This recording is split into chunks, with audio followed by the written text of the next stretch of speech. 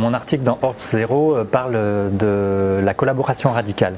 Et donc en fait c'est une nouvelle méthode de création de valeur pour les entreprises. En fait je m'intéresse beaucoup au monde de l'entreprise et comment l'entreprise peut créer de nouveaux espaces de valeur, de performance, de développement. Et donc la collaboration radicale, c'est comment deux entreprises qui a priori sont concurrentes peuvent ensemble finalement trouver un espace d'entente, mais de création au-delà de leurs différences et leurs divergences. Et donc c'est ça la collaboration radicale, ou ce qu'on appelle la coopétition, c'est-à-dire un mélange entre la compétition et la coopération. Alors pourquoi cet article? Parce qu'il est issu d'une recherche que j'ai fait avec une amie journaliste. On a écrit un ouvrage qui s'appelle Vive la co-révolution, qui a inspiré une bonne partie de cet article. En fait, on s'est rendu compte que le monde change, le monde est en profonde mutation, et le monde est comme un organisme vivant en transformation. Et dans les moments de mutation du vivant, il y a des moments de dysbiose et de symbiose. Donc il y a des moments où on se sépare, on se détruit, on se combat, parce que c'est ça la mutation, hein, c'est un monde ancien qui meurt et un autre qui apparaît en émergence. Et donc on s'est rendu compte que, comme dans le vivant, il y a des moments où il y a la disparition d'un élément ou d'un écosystème, mais il y en a un autre qui est en train d'émerger. Et pour nous, le monde qu'on vit en ce moment est un monde en crise. Et donc les entreprises aussi sont des organismes, ce sont des organisations, ce sont des organismes vivants, vivent aussi cette crise, cette mutation des modèles économiques.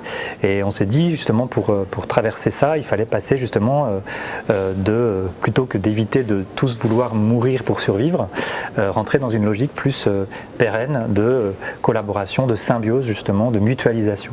Donc ce sont des éléments qu'on voit dans la nature, la symbiose est dans la nature, la mutualisation est dans la nature, et donc on s'est dit, voilà, c'est un sujet d'inspiration aussi pour la revue.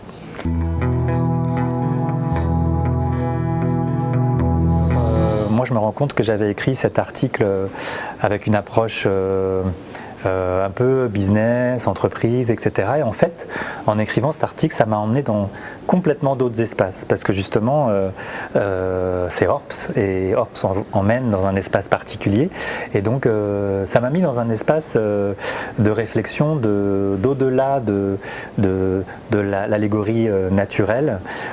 C'est l'allégorie de la conscience, c'est l'allégorie du cœur, c'est l'allégorie de la conscience qu'on a à être ensemble dans un écosystème vivant. Et donc finalement ça m'a mis moi-même dans un état particulier d'écrire cet article, et du coup ça m'a donné envie de continuer à collaborer bien sûr pour Orps, et j'ai déjà d'autres idées d'articles par rapport à cette inspiration que peut offrir Orps dans le monde de l'entreprise. Ça c'est mon angle à moi, et c'est mon espace de contribution pour la revue.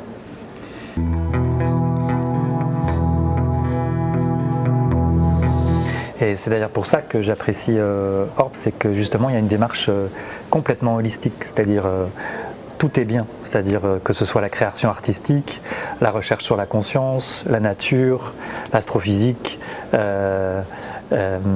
les nouvelles alternatives de création d'énergie, de monnaie, la santé alternative. Bref, tout ça fait un tout qui est complètement holistique et qui est hyper inspirant pour n'importe quelle personne qui veut devenir acteur de changement, n'importe quelle personne qui a, je dirais, un paradigme de pensée économique, entrepreneurial, et qui aurait besoin d'être inspiré pour justement se décadrer, quoi. Comme on dit en anglais, out of the box, quoi. Donc c'est en dehors de la boîte. Et ce que je trouve intéressant avec Orps, c'est permettre justement, même pour une boîte, pour une entreprise, d'avoir la possibilité d'avoir un décadrage et une réflexion autre, différente, alternative, qui justement va réinspirer, va réenchanter le monde, même le monde de l'entreprise, qui en a grand besoin en ce moment.